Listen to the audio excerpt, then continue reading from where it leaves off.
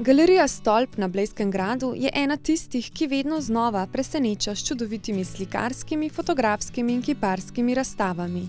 Tokrat smo obiskali odprtje fotografske razstave članov fotokluba Triglavski narodni park.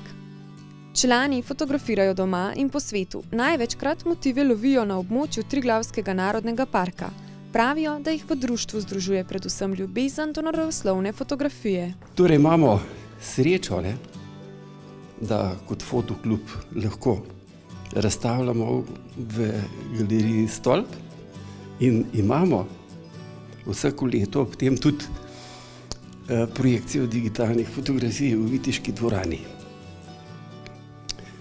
Letošnja razstava je pravzaprav izbor naših članov, ki pa ni naveden po avtorjih, zaradi tehničnih težav, zaradi tiskanja in tako naprej.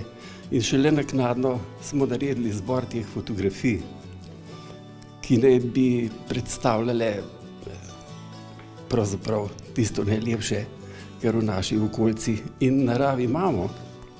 Zato je to tudi razstava naravoslovne fotografije.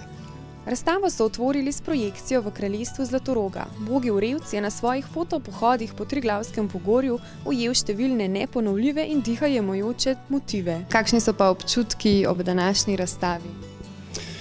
Ja, dobro, moram pohvaliti našega člana Bogija Vrevca, ki se je potrudil, da nam je prikazal projekcijo digitalnih fotografij, cirka 300 jih je bilo, za kar je pa potrebno celo vrsto let, da se do takih posnetkov v naravi sploh pride, ker so redki.